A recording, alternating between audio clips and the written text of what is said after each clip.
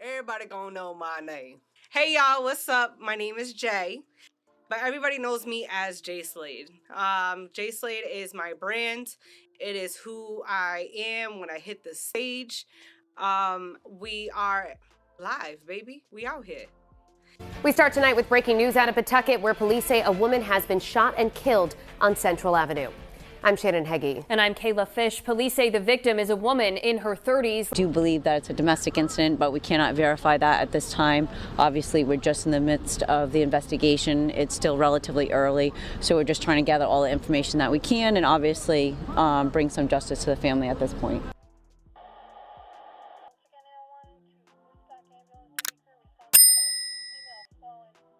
In Pawtucket, Rhode Island, on Friday, January 19, 2024, a mother and business owner was preparing to wrap up her night as she left her salon that was located on 440 Central Avenue. As she walked out the door, she would be ambushed on the sidewalk and brutally executed, and the person responsible allegedly then took off into the night. 911 would arrive on the scene and find 33-year-old Jocelyn Dakota unalive. As word spread about what happened, it was definitely a shock on why someone would take the life of a beloved business owner. Jocelyn Dakota was born and raised in Pawtucket, Rhode Island, with a population of around 76,000 people. The city is about 5 miles north of Providence, Rhode Island, which is the capital and most populous city in the state of Rhode Island. According to Jocelyn, she grew up in a single-parent household with her mother, who was very independent and headstrong. Though Jocelyn did not agree with the single-family household, she did become independent herself when she became an adult. She learned at the young age of 11 that she had a passion for hair and became self-taught.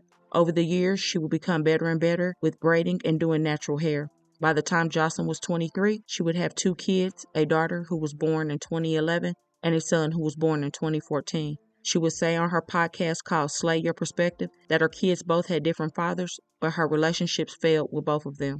Jocelyn wanted to break the mold of how she grew up in a single-family household and wanted to be a wife and have a complete family. So after her son was born, she changed the way she saw a perspective made in the future. Jocelyn would go to school, and on top of working in customer service, she was holding on to her dreams of doing hair. By 2016, she started Jay's Protective Styles, doing hair from her home, and in March 2017, she became a salon owner in Providence, Rhode Island. One of her biggest accomplishments, outside of having her 2 kids, was getting a bill passed in Rhode Island to deregulate braiding, so that people who grew up doing hair did not have to go to school and get a license to open up a shop. This was a huge win for Rhode Island, especially for the Black community, where a lot of people start young at home and are self-taught. Now, Jocelyn is the official founder of the Rhode Island Freedom Braiders. No schooling is necessary or certificate to open up your own shop and do hair. She was definitely making powerful moves. Jocelyn would stay at her first location for about 6 months before getting a new location in her hometown of Pawtucket in November 2017. She would continue her brand and even start selling her hair product that she created in 2016 called J Slade, like her shop. She sold a variety of hair products from promenade ointments, edge strips, shampoos, conditioners, and much more. The sky was the limit, and as Jocelyn's clientele grew, she would become the hairstylist and Loctician to celebrities and sport figures, traveling from Rhode Island to Massachusetts, Texas, and Atlanta. By 2022, she had 14 professional football players in the NFL that were her permanent clients. Jocelyn would also do fundraisers with some of the players to help kids in need and do back-to-school giveaways. She moved into her last shop in 2019, which was located 3 minutes down the road from her old Pawtucket location, and was still in that shop in January 2024. Jocelyn's brand was expanding, and in 2022, she also created her podcast called Slay Your Perspective, and the idea came about because she said that as a hairstylist, she was an unconventional therapist. People tend to talk to their stylists about real-life issues they have, so she took it and ran with it. Her introduction episode aired on January 31st, 2022, and this is a little of what her plans were for her channel. Anywho, fast forward, a little bit of a synopsis of why we're here. We here because as a stylist, we are your unconventional therapist. That is the reality of it. Everybody knows that when it comes down to that chair talk, we gets it in. So that kind of prompted me to get to this place where it's like, you know what? Let's launch a podcast. Let's really talk about things, because I see right now podcasts are having the most fun expressing their ideas as well as their ideologies and, you know, their perspectives. And I said, life is about perspectives. But we need more people to not refined. Oops, look at me, can't even talk. So it came to a point where I'm like, you know what? Life is perspective.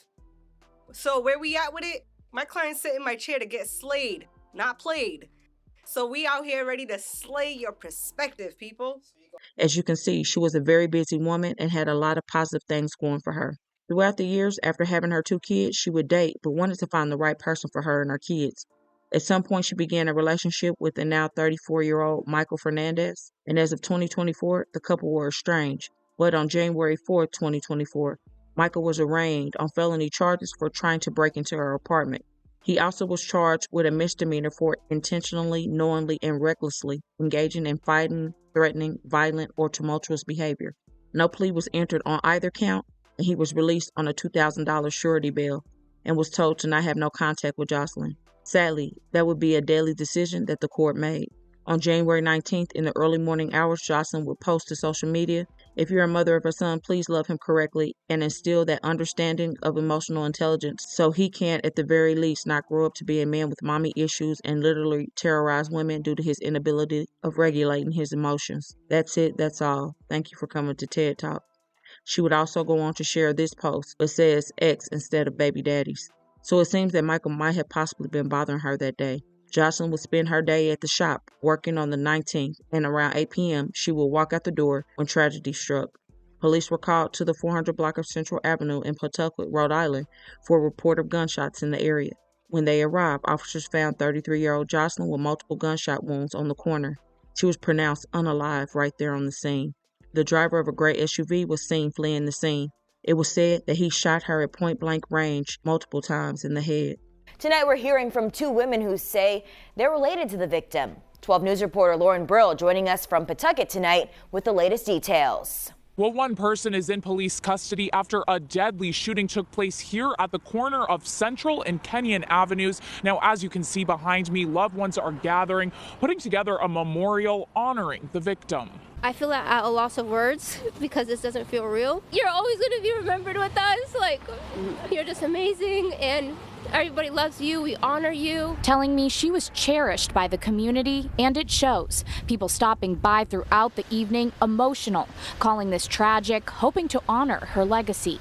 She just radiated in love. She was running her businesses, taking care of her kids, taking care of her family, being there for everyone, her clients, her friends, her family. You know, she even passed a bill with the governor a few years ago. This is 12 News footage from a few years ago when we spoke to Takuto about her efforts to pass a bill at the State House about hair braiding, something she was passionate about. She made major changes for the city, something like that, you know? You don't have to be a licensed cosmetologist to do African hair braiding. She made sure that she fought for that for a couple of years.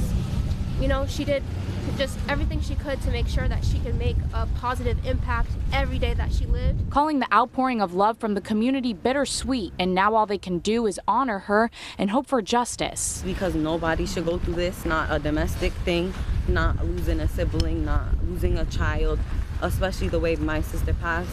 The man allegedly accused of the crime was caught by Sunday, January 21st, and Michael was charged with domestic unaliving charges, discharging of a firearm resulting in someone losing their life, carrying a pistol without a license, carrying a large capacity feeding device, and violation of a no-contact order. When Michael was brought into the arraignment on January 22nd, he had to be carried into the courtroom as he moped and cried and would not walk. He also yelled out that the demon wanted him to plead guilty while he was in the courtroom. It was a dramatic scene in court today as 34-year-old Michael Fernandez was practically carried into the courtroom by sheriff's deputies, screaming and crying. He was only before the judge for about a minute. Take a listen. That's Michael Fernandez, who has been charged with domestic murder. Michael is now being held with no bond. However, now it is too late, and now a mother, entrepreneur, and so much more has lost her life. Jocelyn was loved by so many and didn't deserve what happened to her. She wanted to bring positive change to her community and many, many more through her work and podcasts. Tragically, that all was cut short because of gun violence and domestic violence. My thoughts are with the family, friends, and community as a whole. Jocelyn was so loved and adored and will be greatly missed, especially by her 2 kids. Is this another situation where the system failed? Let me know. So don't forget to also comment your thoughts and prayers for this family, because this is a difficult time. Hit that like button and share to keep your people aware. And as always, remember, stay woke. Things change quickly.